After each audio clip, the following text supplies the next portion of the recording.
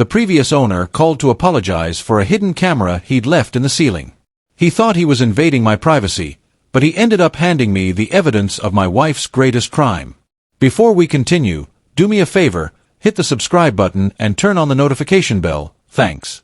The call came in the late afternoon, just as I pulled into the gravel driveway of my new Victorian home.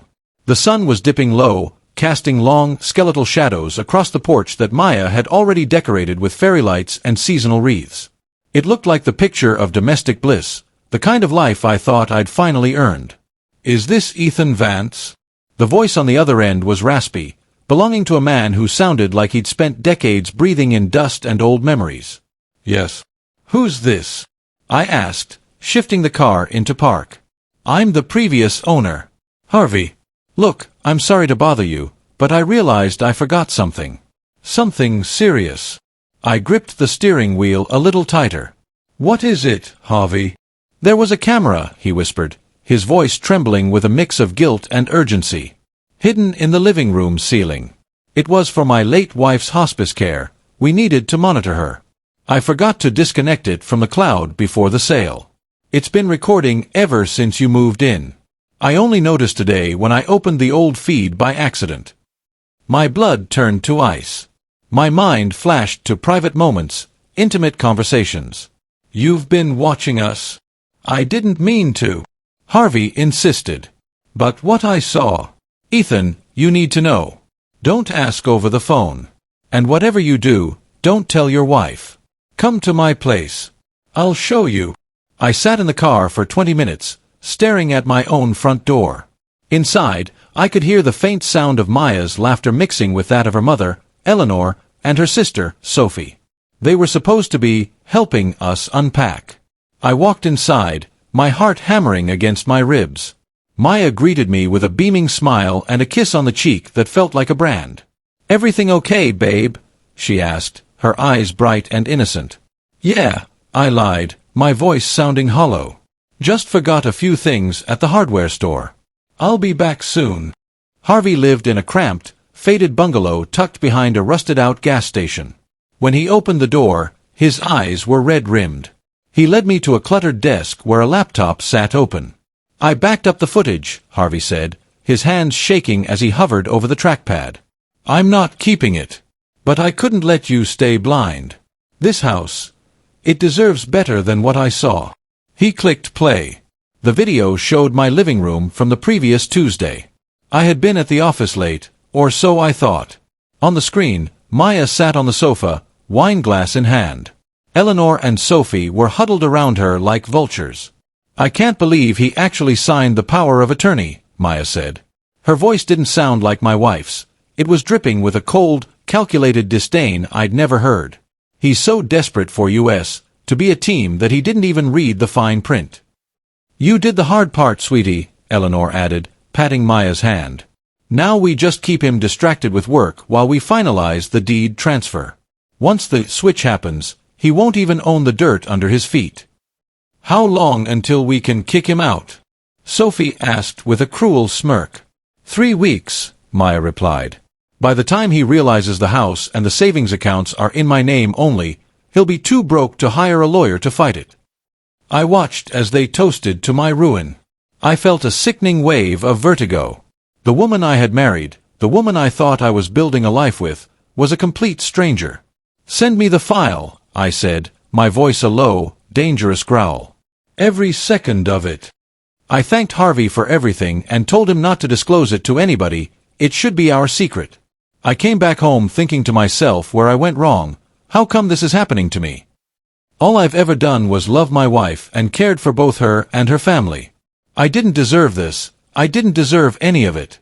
All these was happening under my nose, and I was too blind to see it. I started remembering sometimes when I walk in on them talking, they stop and give me an awkward smile. I thought the way they looked at me then was out of respect and pride. I didn't know that deep down they were plotting against me. Plotting on how to take everything away from me, and I told myself I was done being the stupid, clueless man they thought I was. That night I mourned the life I was building with the woman I thought was my wife, and got over it because I had to make a plan and put it in motion. I thought about what I would do carefully, every single move step by step, carefully carrying them out without their knowledge, beating them at their own game. For the next week, I became an actor. I smiled. I kissed Maya. I thanked Eleanor for her help, and I even bought Sophie a gift for her birthday. But behind the scenes, I was a ghost haunting my own life. I hired Julian Thorne, a shark of an estate attorney. In a quiet, dimly lit office, I laid out the recordings. I want to revoke the power of attorney immediately, I told him. And I want every asset moved back into a protected trust under my name only.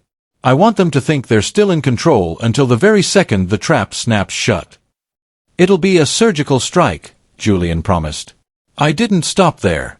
I planted my own discreet microphones and upgraded the security system to record every whisper. I heard them talking about me in the kitchen while I showered. I heard them mocking my cluelessness over breakfast. It fueled a cold fury that kept me moving. The final act began when I came home on Friday and announced a fake promotion. A massive bonus is coming in on Tuesday, I told them. Let's have a big celebration dinner at the house. The greed in Maya's eyes was unmistakable. She thought it was the final plum for her to pluck.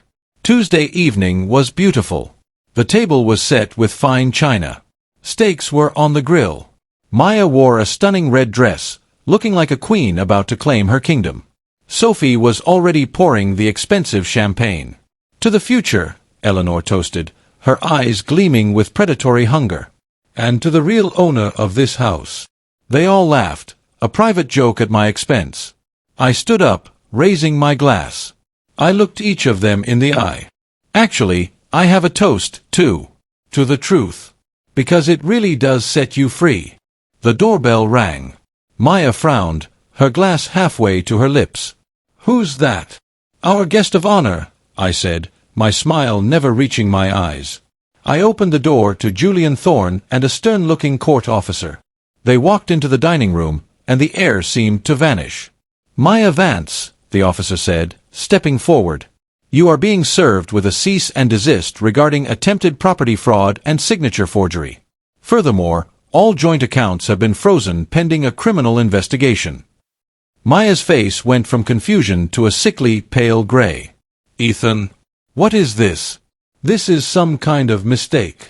Julian Thorne stepped forward, sliding a USB drive across the table. This contains every recording from the hidden camera Harvey left behind. And every recording Ethan has made since. We have you on tape discussing the switch, the forgery of the deed, and your plan to leave Mr. Vance destitute. You can't do this! Eleanor shrieked, standing up. This is her house. Actually, I said, leaning over the table. I revoked the power of attorney 4 days ago. The deed is back in my name. The accounts are cleared out and moved to a private trust. You own nothing. Not the house, not the car, not even the wine you're drinking. I looked at Maya, who was trembling. And I know about your law firm internship, Maya. I know you've been using your legal skills to forge documents. I've already sent a copy of these files to the Bar Association and your firm's senior partners. You won't just be homeless. You'll never practice law as long as you live. I'm making sure of it. The silence that followed the officer's words was heavy, suffocating like a thick wool blanket. For a few seconds, the only sound was the rhythmic ticking of the grandfather clock in the hallway, a clock I'd bought with my own hard-earned money, which Maya had planned to sell for seed money for her new life. Maya's face went through a terrifying transformation. The mask of the doting, supportive wife didn't just slip, it shattered. Her skin turned a sickly, translucent gray, and the hand holding her wine glass began to shake so violently that red liquid splashed onto the white lace tablecloth. "Ethan, please," she whispered, her voice cracking. She tried to reach for my hand, her eyes instantly welling with tears that I now knew were purely transactional. "This is a misunderstanding. Harvey. He's an old man, he's confused. He's trying to ruin us because he hates that we're happy in his old house." "Harvey isn't confused, Maya," I said, my voice as cold as the ice in my chest. "And he didn't record your voice. Your own arrogance did that. I've heard you. I've heard you laughing about my cluelessness while you were eating the dinner I paid for. I've heard you planning which of my family heirlooms you were going to pawn first." Julian Thorne, my lawyer, stepped forward and opened a second manila folder. He began laying out documents like he was playing a winning hand of poker. "We've already contacted the bank, Mrs. Vance.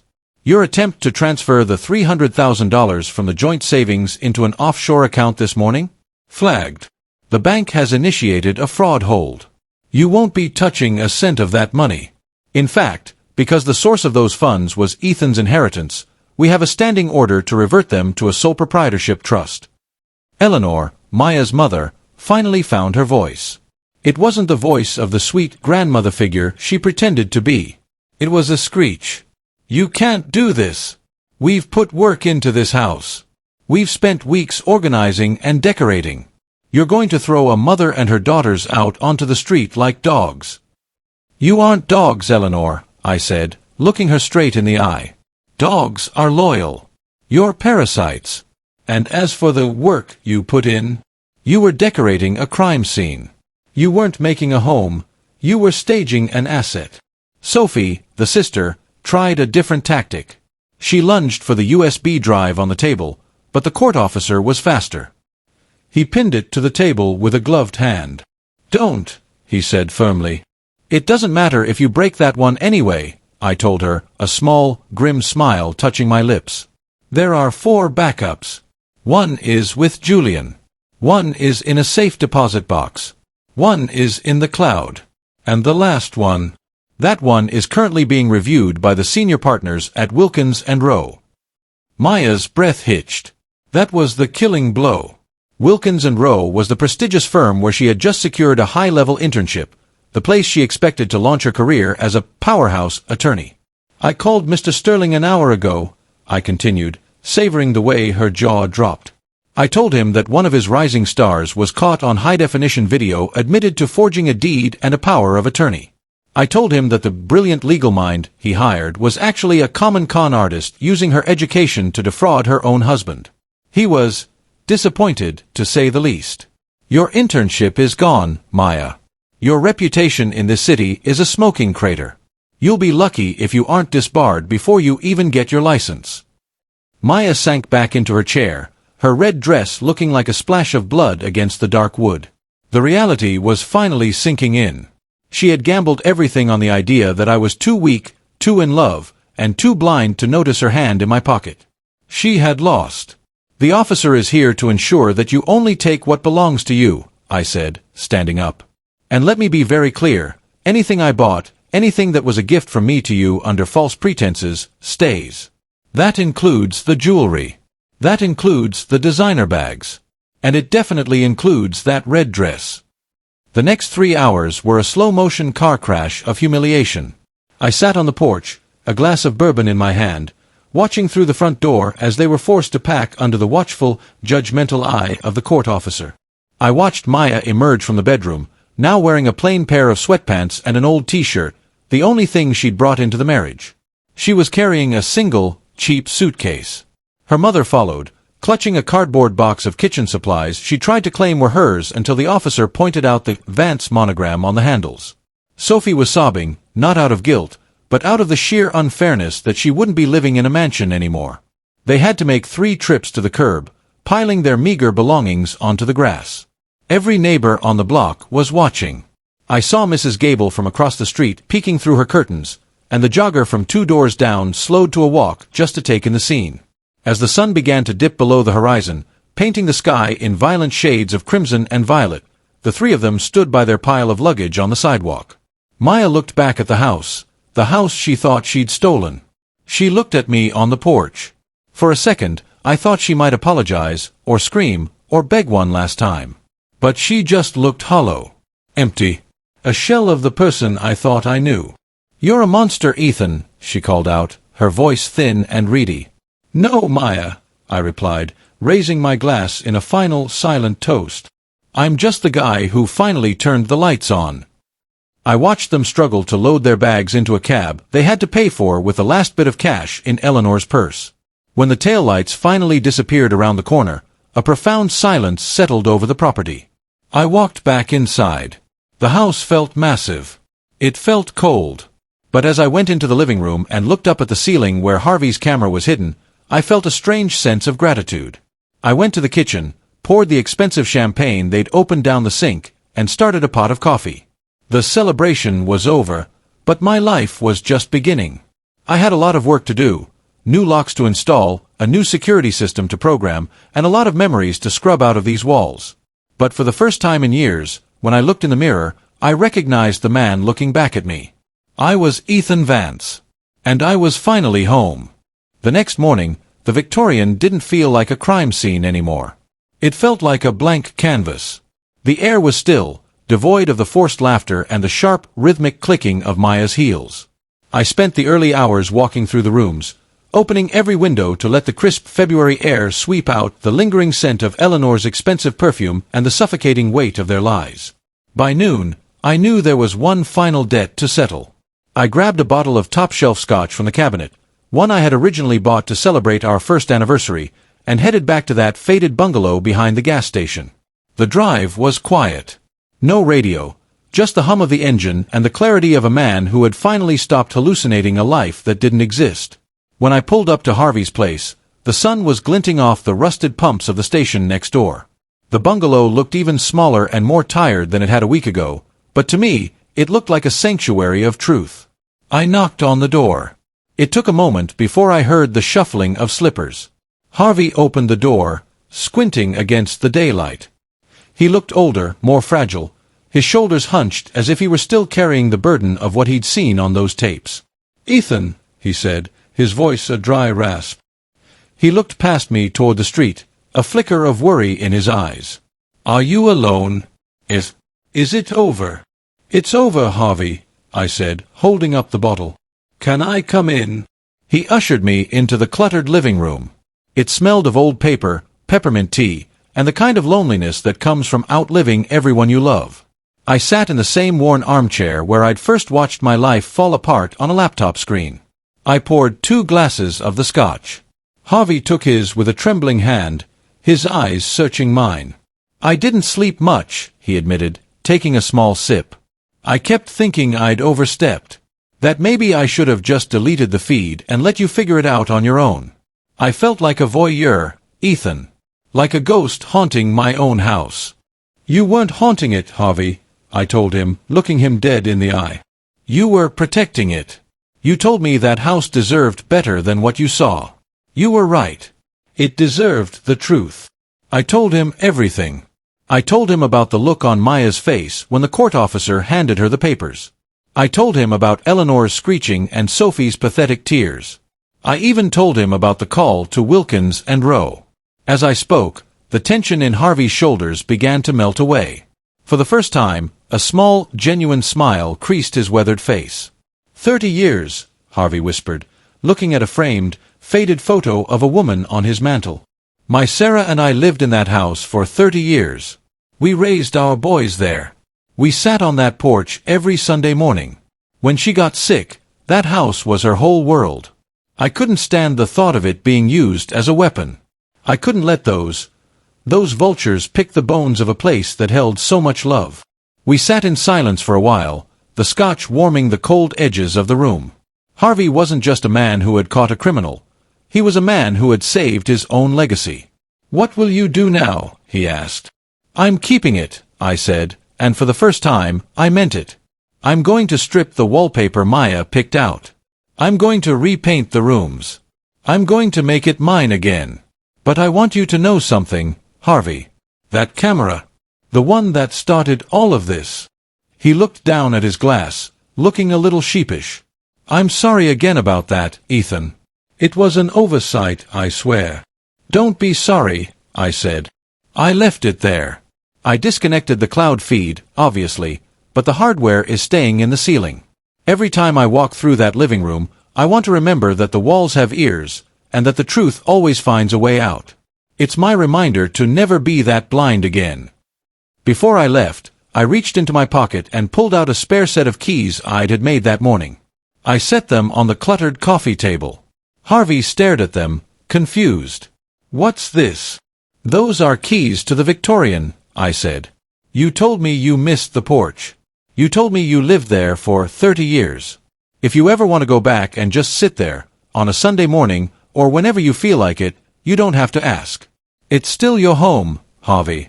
In all the ways that actually matter. Harvey didn't say anything. He couldn't. His eyes filled with tears, and he just nodded, his hand closing over the keys. It was the only thank you I needed. As I walked back to my car, I looked up at the gas station sign, the bungalow, and the gray winter sky. My life was a wreck, my marriage was a lie, and my bank account was a battlefield. But as I started the engine, I felt a lightness I hadn't known in years. I drove back to the Victorian. I pulled into the driveway, and for the first time, I didn't see skeletal shadows or fairy lights. I just saw a house. My house. I walked inside, locked the door, and for the first time in a week, I slept through the night. The strangers were gone. The ghosts were at peace. And the silence was finally mine. Drop your thoughts in the comments section, and don't forget to subscribe and turn OK the notification bell. Peace out.